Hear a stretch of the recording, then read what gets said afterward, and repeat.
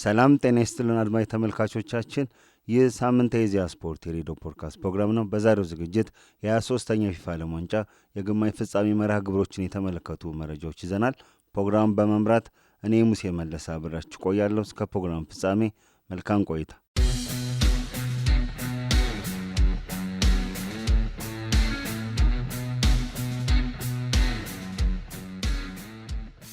በአሜሪካ ካናዳና ሜክሲኮ ጣምራ አዘጋጅነት እየተካሄደ የሚገኘው 23ኛው የፊፋ የዓለም ዋንጫ ወደ ወሳኝ ምዕራፍ ተሸጋግሯል።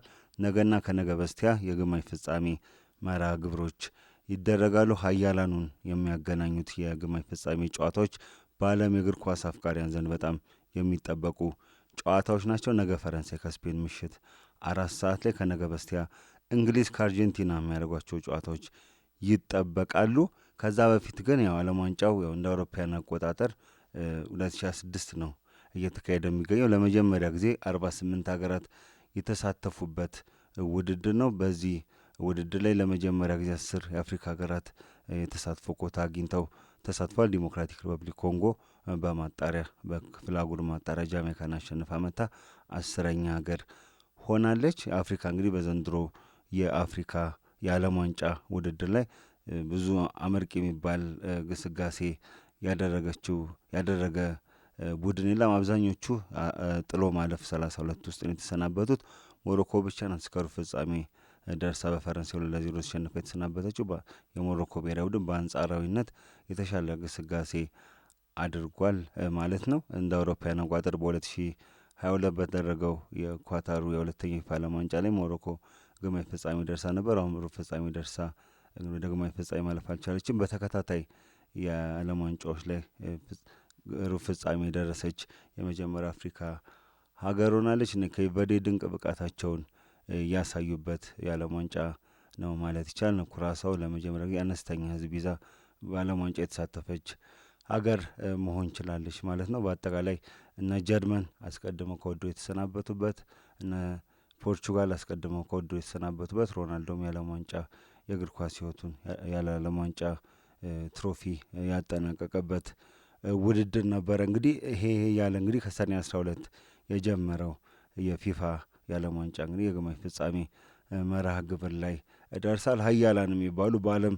እግር ኳሱ ስማቸው ገነው የሚነሱ እነዚህ 4 ሀገራት እርስ በርሳቸው የሚያደርጉት ጨዋታ በጣም ይጠበቃል ማለት ነው። በፊፋ ሀገራት የእግር ኳስ ደረጃም እነዚህ ከ1 እስከ 10 የሚገኙ ቡድኖች ናቸው። ፈረንሳይ፣ ስፔን፣ አርጀንቲናና እንግሊዝ እነዚህ ቡድኖች የሚያደርጓቸው ጨዋታዎች ይጠበቃሉ። የዘንድሮ ዓለም ዋንጫ 48 ሀገራት ለመጀመሪያ ጊዜ ከመሳተፋቸው አንጻር አዲስ አሸናፊ ይገኛሉ የሚለው ጉዳይ ሌላኛው ይነሳ የነበረ ጉዳይ ነው። አሁን አዲስ አሸናፊ እንደሌለ ተረጋግጧል። 4ቱም ግማሽ ፍጻሜ የገቡት ቡድኖች ከዚህ ቀደም ዋንጫ ያነሱ ናቸው። ስፔንና እንግሊዝ 1 ጊዜ አንስተዋል። ፈረንሳይ 2 ጊዜ አንስታለች። አርጀንቲና 3 ጊዜ ዓለም ዋንጫውን አንስተዋል። ስለዚህ አዲስ አሸናፊ የለውም የዘንድሮ ዓለም ዋንጫ። ተጨማሪ ካሸነፉት ስኬት ላይ ተጨማሪ ስኬት ለመጨመር ነው። ፈረንሳይ እንግዲህ በጣም እየተጠበቀች ከ4ቱ የተጠበቀችው ሀገር ፈረንሳይ ናት። ፈረንሳይ ዋንጫውን ለማንሳት የቅድሚያ ግምቱን አግኝታለች። ከዛ በመቀጠል የወቅቱ አሸናፊ አርጀንቲናም እንደዚሁ ቅድሚያ ግምቱን ያገኘች ሀገር ናት። ስፔንም እንደዚሁ ትጠበቃለች። አጠቃላይ ግምት ከተሰጣቸው ሀገራት አብዛኞቹ ግማሽ ፍጻሜ መግባት ችሏል ማለት ነው። ነገ የመጀመሪያው የግማሽ ፍጻሜ ጨዋታ ይከናወናል። ፈረንሳይና ስፔን ምሽት 4 ሰዓት ላይ ነገ በዳላስ ስቴዲየም ለፍጻሜ ለማድረግ የሚያደርጉት ፍልሚያ የዓለምን ትኩረት ስቧል። ፈረንሳይ በሩብ ፍጻሜው ሞሮኮን 0-0 በመርታት ለ3 ተከታታይ የዓለም ዋንጫ ግማሽ ፍጻሜ አልፋለች። አሁንም እንግዲህ ለ3ኛ ተከታታይ ጊዜ ለዓለም ዋንጫ ፍጻሜ ለመድረስ ትጫወታለች። ከ2018 2022 የዓለም ዋንጫ ፍጻሜ ደርሳ ነበር። በ2018ቱ የፊፋ ዓለም ዋንጫ ክሮኤሽያን 4-2 በማሸነፍ ዋንጫውን አንስታለች። በባለፈው ዓለም ዋንጫ 2022 ላይ በአርጀንቲና የመለያ ምት ተሸንፋ ዋንጫውን ማጣቷ የሚታወስ ነው። የ2 ጊዜ ዓለም ዋንጫ አሸናፊዋ ፈረንሳይ ግማሽ ፍጻሜ ሰሜን ፋይናል ስገባ በዓለም ዋንጫ ተሳትፎ ታሪኳ ያሁኑ ለ7ኛ ጊዜ ነው። ተጋጣሚዋ ስፔን ቤልጅየምን 2-1 በማሸነፍ ግማሽ ፍጻሜ የተቀላቀለ ሲሆን 4 ውስጥ ስትገባ የአሁኑ ለ3ኛ ጊዜ እንደሆነ የተለያዩ መረጃዎች ያመላክታሉ። ሁለቱ ሀገራት ከዚህ ቀደም በዓለም ዋንጫው አንድ ጊዜ ተገናኝተዋል። ጀርመን እንደ አውሮፓውያን አቆጣጠር በ2006 ባዘጋጀችው 18ኛው የፊፋ ዓለም ዋንጫ ላይ 16 ውስጥ በጥሎ ማለፍ ኖካውት ስቴጅ ላይ ተገናኝተው ነበር። በዚህም ፈረንሳይ ስፔንን በመርታት ለሩብ ፍጻሜው አልፋለች ማለት ነው። ፍራንክ ሪቤሪ፣ ፓትሪክ ቬራ እና ቴሪ ሄንሪ በወቅቱ ለፈረንሳይ ግቦቹን ያስቆጠሩ ተጫዋቾች ነበሩ። ዴቪድ ቪያ የስፔን ብቸኛ ጎል ከመረብ ላይ ያሰርፋል። ዴቪድ ቪያ ስፔንን መሪ ቢያደርግም እንግዲህ ፈረንሳይ ከኋላ ተነስታ በማሸነፍ ወደ ሩብ ፍጻሜው መግባቷ የሚታወስ ነው ማለት ነው። የአውሮፓ እግር ኳስ ኃያላኑ ከ20 ዓመታት በኋላ በዓለም ዋንጫ ግዙፍ የእግር ኳስ መድረክ ላይ ለፍጻሜ ለማለፍ ይፋለማሉ። በአጠቃላይ ሁለቱ ሀገራት በተለያዩ ውድድሮችና ወዳጅነት ጨዋታዎች ላይ 38 ጊዜ ተገናኝተው ስፔን 18 ጊዜ ስታሸንፍ ፈረንሳይ በ13ቱ ድል ቀንቷታል። በቀሪ 7 ጨዋታዎች ላይ አቻ ተለያይተዋል ማለት ነው። ስፔን በ38ቱ ጨዋታዎች ላይ 71 ግቦችን ከመረብ ላይ ስታሳርፍ ፈረንሳይ 45 ጎሎችን አስቆጥራለች። በአጠቃላይ ሁለቱ ቡድኖች እስካሁን በውድድርና በወዳጅነት ጨዋታዎች ባደረጓቸው ጨዋታዎች ላይ በአማካይ 3.7 ገደማ ድረስ ግቦች ይቆጠራሉ። ወይም በአንድ በአማካይ ጨዋታ ከ3 ግቦች በላይ ይቆጠራሉ። እነዚህ ሁለቱ ቡድኖች ሲገናኙ ከፍተኛ የማጥቃት እንቅስቃሴ እንዳለ ነው። ሁለቱም ቡድኖች ለማጥቃት ያላቸውን ፍላጎት የሚያሳይ ነው ማለት ነው። በዓለም ዋንጫው ላይ ድንቅ ብቃቱን ያሳይ የሚገኘው የ27 ዓመቱ የፈረንሳይ አጥቂ ኪሊያን ምባፔ በነገው ጨዋታ የሚጠበቃል። ምባፔ በዘንድሮ የዓለም ዋንጫ ላይ ያስቆጠራቸው 8 ጎሎች ናቸው። ከሊዮኔል ሜሲ ጋር እኩል 8 ጎሎች ያስቆጥሯል። በኮከብ ግብ አግቢነቱን እየመራ ይገኛል። እየመራበት ያለው ምክንያት 3 ለግብ የሚሆኑ ኳሶችን በማቀበሉ፣ ሜሲ 1 አሲስት ብቻ ነው በዘንድሮ የዓለም ዋንጫ ያለው። 2 ተጫዋቾች በዓለም ዋንጫ እኩል ግብ ይዘው ቢያጠናቀቁ አንዱ መለያ ኮከብ ግብ አግቢ ተብሎ የሚለይበት ብዙ ለጎል የሚሆን ኳስ ያቀበለ ነው። ምባፔ እስካሁን ጎል ከማግባት ባለፈ 8 ጎል ከማግባት ባለፈ 3 ለግብ የሚሆኑ ኳሶችን አመቻችቶ አቀብሏል። በዚህም ከፍተኛ ግብ አስቆጣሪነቱን እየመራ ይገኛል። በአጠቃላይ በውድድሩ ላይ በዓለም ዋንጫ በ3 ዓለም ዋንጫዎች ላይ ተሳትፎ 20 ጎሎችን አስቆጥሯል። በጣም ፐርፌክት የሚባል ሪከርድ ነው ያለው። በ20 ጨዋታ 20 ጎል ነው እንግዲህ ያስቆጠረው። የምንጊዜም የውድድሩ ከፍተኛ አስቆጣሪ ከሆኑ ከሜሲ 21 ጎል በ1 ጎል አንሶ ሁለተኛ ደረጃ ላይ ተቀምጧል። ምባፔ በዓለም ዋንጫ ጥሎ ማለፍ መርሃ ግብር ላይ 12 ጎሎችን በማስቆጠር በውድድሩ አዲስ ክብረ ወሰን አስመዝግቧል። እንደ ምባፔ ኖክአውት ስቴጅ ላይ በዓለም ዋንጫ ታሪክ ግብ ያስቆጠረ ተጫዋች ለ12 ግቦችን ከመረብ ላይ አሳርፏል። ሌላኛው ወቅቱ የባለንዶር ባለቤት ኡስማን ዴምቤሌ 5 ለግብ ጎሎችን አስቆጥሯል። በአንጻሩ ደግሞ ማይክል ኦሊሴ የዘንድሮ ዓለም ዋንጫ ላይ በጣም ኮከብ ነው የታየው። ማይክል ኦሊሴ በ5 ግብ የሚሆኑ ኳሶችን በማቀበል ልዩነት ፈጣሪ ተጫዋች ነው። ተጫዋች እንግዲህ 2 ኳሶችን ካቀበለ በአንድ ዓለም ዋንጫ ከ7 አሲስት ያደረገ የመጀመሪያው ተጫዋች ይሆናል።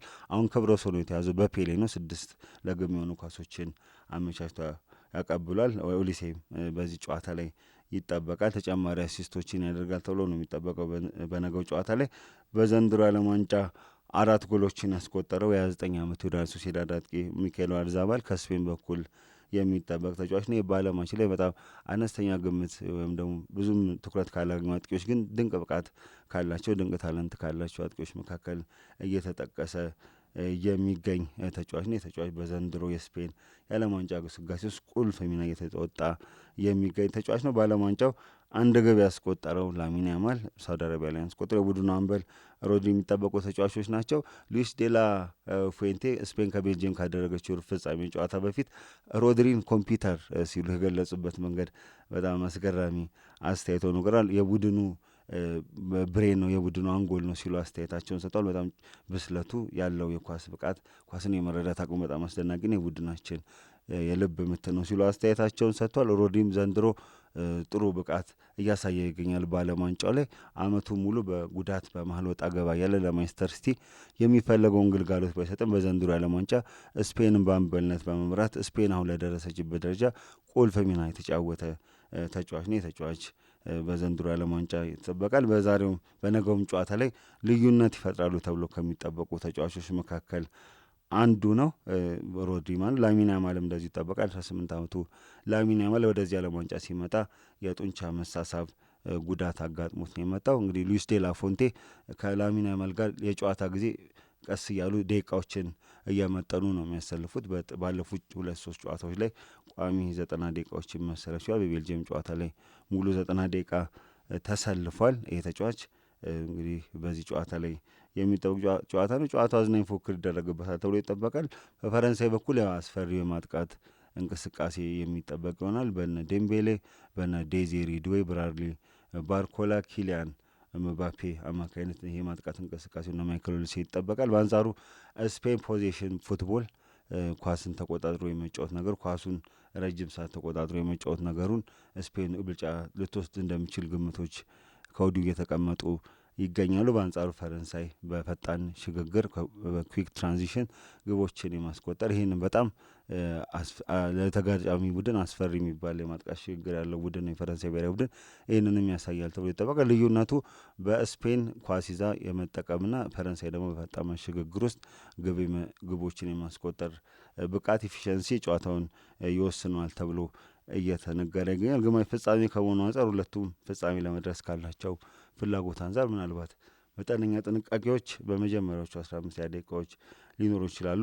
በታክቲክ የታጠረ ጨዋታ ሊኖር ይችላል። ይህ በጣም ሞመንት ኦፍ ብሪሊያንስ የሚሉት በጣም አስደናቂ ብቃት በተጫዋች የግል ብቃት የሚቆጠሩ ግቦች ወሳኝ ሊኖራቸው ይችላል። ሚካኤል ሜሬኖ ስፔንን ባለፉት 2 ጨዋታዎች በጥሎ ማለፉ ፖርቹጋልን ስታሸንፍ ቤልጅየም ስታሸንፍ ተቀይሮ መግባት ሱፐር ሰባዊ ምርጥ ተቀያሪነቱን አሳይቷል። እሱ ምናልባት በዚህ ጨዋታ ላይ ገብቶ ልዩነት አይፈጥረውን የሚታይ ይሆናል። እንደዚህ አይነት ሞመንቶች ጨዋታውን የሚያሸንፈውን ሀገር ሊለዩ ይችላሉ።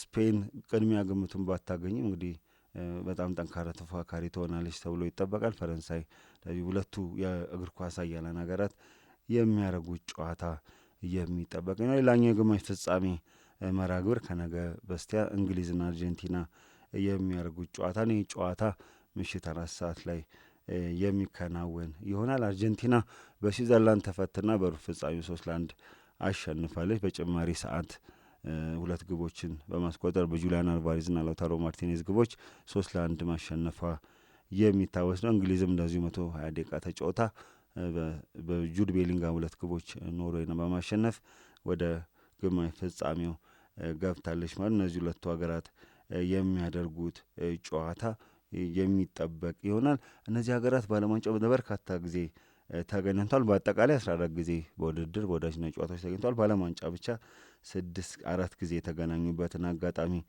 መመልከት እንችላለን። እንደ አውሮፓውያን አቆጣጠር በ1966 እንግሊዝ ባዘጋጀችው የዓለም ዋንጫ ላይ አርጀንቲናን 1-0 አሸንፋለች። እንግሊዝ በወቅቱ ብቸኛውን የዓለም ዋንጫ ያሸነፈችበት አጋጣሚ ነበረ ማለት ነው። ይህ በዚህ ውጤት ማሸነፍ ችላለች። በ1986 በተካሄደው ሜክሲኮ ላይ በተካሄደው የዓለም ዋንጫ አርጀንቲና 2-1 ማሸነፊያ አሸንፋለች። የዲያጎ ማራዶና አንድ ኦፍ ጋድ የእግዚአብሔር እጅ የተባለ የሚነሳው በእጁ ያስቆጠረበት አወዛጋቢ ጎል የተቆጠረበት ጨዋታ ነው።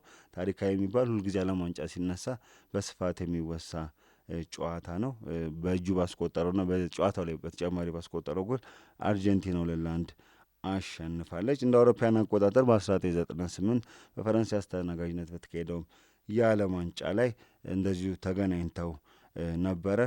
በዚህ ጨዋታ ላይ እንግዲህ ዴቪድ ቤካም ቀይ ካርድ ተመልክቶ አርጀንቲናና እንግሊዝ የሁለታቻ በጨዋታው ተለያይተው አርጀንቲና በመለያ ምት አሸንፋ ወደ ቀጣዩ ዙር የተሻገረችበትም ሌላኛው የሚነሳ ነው። ሌላኛው ደግሞ እንደ አውሮፓውያን አቆጣጠር በ2002 ላይ ኮሪያ ሪፐብሊክና ጃፓን በጣምራ ባዘጋጁት የፊፋ የዓለም ዋንጫ ላይ እንደዚህ ተገናኝቶ ነበር። ዴቪድ ቤካም ከ4 ዓመታት በኋላ ቁጭትን የተወጣበትን ውጤት ማስመዝገብ ችሏል። እሱና ሀገሩ 1-0 አሸንፏል እንግሊዝ አርጀንቲናን። በዚህ ጨዋታ ላይ ዴቪድ ቤካም ግቧን በፍጹም ቅጣት ምት ማስቆጠሩ የሚታወስ ነው። ሁለቱ ቡድኖች በመደበኛ ወይም በወዳጅነት ጨዋታ ለመጨረሻ ጊዜ የተገናኙት እንደ አውሮፓውያን አቆጣጠር በ2005 በወዳጅነት ጨዋታ ነበር። በዚህም እንግሊዝ 3-2 በሆነ ውጤት ማሸነፍ ችላለች ማለት። በአጠቃላይ እነዚህ ሀገራት እርስ በርሳቸው 14 ጊዜ ተገናኝተው እንግሊዝ 6 ጊዜ ስታሸንፍ አርጀንቲና 3 ጊዜ ያሸንፋለች። 5 ጊዜ ጨዋታዎቹ አቻ ተጠናቋል። እንግሊዝ በእነዚህ 14 ጨዋታዎች ላይ 21 ጎሎችን ከመረብ ላይ ስታሳርፍ አርጀንቲና 15 ጎሎችን አስቆጥራለች ማለት። በዓለም ዋንጫ መድረክ እንግዲህ እንግሊዝ የበላይነቱን ወስዳለች ማለት። በአጠቃላይ ግንኙነታቸው እንግሊዝ የበላይነቱን ወስዳለች። እነዚህ ሁለቱ ቡድኖች በዓለም ዋንጫ የተለየ ታሪክ ያላቸው ሀገራት ናቸው። እንግሊዝ አንድ ጊዜ ዋንጫውን አንሳለች 1936 በነ ሰር ቦቢ ቻርልተን በነ ሮጀር አንት ጊዜ። ከዛ በኋላ የእንግሊዝ ብሔራዊ ተደጋጋሚ ጊዜ ዓለም ዋንጫ ጫፍ እየደረሰ እንግዲህ ዋንጫውን ማንሳት አልቻለም። ዘንድሮ ተስፋ የተጣለበት የእንግሊዝ ብሔራዊ ቡድን አርጀንቲናን የወቅቱን የዓለም ዋንጫ አሸናፊ አርጀንቲናን መርታት ይኖርበታል፣ ማሸነፍ ይኖርበታል ማለት ነው። በሁለቱ መካከል ያለው እግር ኳሳዊ ግንኙነት ብቻ ሳይሆን ታሪካዊ፣ ፖለቲካዊ ተቀናቃኝነትም አለ። ይህ በፎክላንድ ደሴት እንግሊዝ ፎክላንድ ደሴት የምትለው አርጀንቲኖች ላስ ማልቪናስ የሚሉት የደሴት ጉዳይ የሀገራቱን ጉዳይ በጣም ከእግር ኳሱ ጋር የተሳሰረ ታሪክ ያለው ነገር ነው። በዚህ ጦርነትም አድርገው ነበረ በ1980ዎቹ ላይ። በዚህም ጦርነት ላይ ብዙ ሁለቱም በኩል ወታደሮች የሞቱበትን ሁኔታ ማስታወስ ይቻላል። በከባድ የባህርና የአየር ላይ ጦርነት ለ74 ቀናት አድርገው ከ900 በላይ ወታደሮች አጠቃላይ በሁለቱም በኩል ሞተዋል። ይህም በሁለቱ ሀገራት መካከል ፖለቲካዊ ቅራኔ የበለጠ እንዲሰፋ አድርጓል። መጥፎ አሻራም መጥፎ ቁርሾም ጥሎ አልፏል በሁለቱ ሀገራት መካከል ማለት ነው። ይህም እንግዲህ 1986ቱ የሜክሲኮ የዓለም ዋንጫ ላይ ተንጸባርቆ ነበረ። አርጀንቲና የበቀል ጨዋታ ባለችው ጨዋታ ላይ ዲያጎ ማራዶና 2 ጎል አንዱን በእጁ ቅድም እንዳነሱት ባስቆጥሮ አሸንፏል ማለት ነው። ጨዋታው እንግዲህ ለተገደሉት የአርጀንቲና ወጣቶች መታሰቢያ ይሁንልን ብሎ አስተያየቱን ማራዶና መስጠቱ በወቅቱ የሚታወስ ጉዳይ ነው። አርጀንቲና የዚህ ላስ ማልቪናስ እያለች የምትጠራው ደሴት የነሱ እንደሆነ ያምናሉ። ማልቪናስ የአርጀንቲና ነው የሚል ባነሮችን በተለያዩ እግር ኳስ ጨዋታዎች ላይ ያሳያሉ። የፎክላንድ በእንግሊዝ ፎክላንድ ደሴቶች ብላ የምጠራው አርጀንቲና ላስ ማልቪናስ ብላ የምጠራው ደሴቶች ላይ ያለው ጉዳይ እንግዲህ ፖለቲካዊ ትኩሳት አለው፣ ታሪካዊ ትኩሳት አለው። ሁለቱ ሀገራት በተደጋጋሚ ጊዜ በተገናኙባቸው አጋጣሚዎች ላይ እነዚህ ነገሮች ይነሳሉ። ከ1986 ከ2002 ጉዳይ በኋላ እንግዲህ አሁን ድጋሚ ይህ ነገር ድጋሚ የሚሰማበት ሁኔታ ተፈጥሯል። ሁለቱ ሀገራት በግማሽ ፍጻሜው ለፍጻሜ ለማለፍ ይጫወታሉ ማለት ነው። ሊዮኔል ሜሲ በታሪኩ ለመጀመሪያ ጊዜ ከእንግሊዝ ብሔራዊ ቡድን ጋር ይጫወታል። እሱም ጨዋታ በጉጉት እንደሚጠብቀው ገልጿል። ቡድኑ ባለፉት የጥሎ ማለፍ 16 ውስጥ የሩብ ፍጻሜ ጨዋታዎች ላይ ያሳየውን ብቃት ማሻሻል እንደሚጠበቅበትም ባለፈው ከስዊዘርላንድ ከደረገው ጨዋታ በኋላ በሰጠው አስተያየት ላይ ገልጿል። ሁለቱ ቡድኖች የሚያደርጉት ጨዋታ ይጠበቃል ማለት ነው።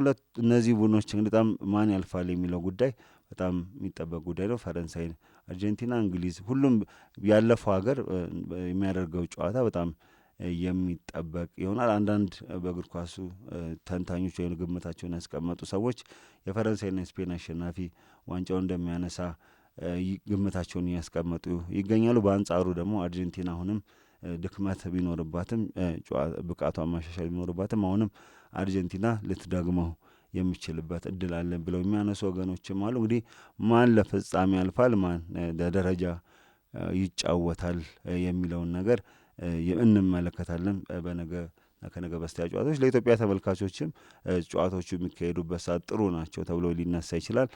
ከዓለም ዋንጫው ከመጀመሩ አንስቶ ሌሊት የሚደረጉ ጨዋታዎች በጣም አስቸጋሪ እንደሆኑ እንግዲህ የኢትዮጵያን እግር ኳስ ተመልካቾች ሲያነሱ በተደጋጋሚ ጊዜ ሰምቻለሁ። የግማሽ ፍጻሜ ጨዋታዎች ሁለቱም ጨዋታዎች ነገም ከነገ በስቲያ ምሽት 4 ሰዓት ነው የሚደረጉት። ለተመልካች ጥሩ የሚባል ሰዓት ነው። ከዚህ ቀደም ተመልካቾችም የአውሮፓ ሻምፒዮንስ ሊግ ጨዋታዎችን የሚመለከቱበት ሰዓት ነው። አንዳንድ የፕሪሚየር ሊግ ጨዋታዎችም ዘንድሮ የእንግሊዝ ፕሪሚየር ሊግ በዛ ሰዓት ይደረጉ ነበር።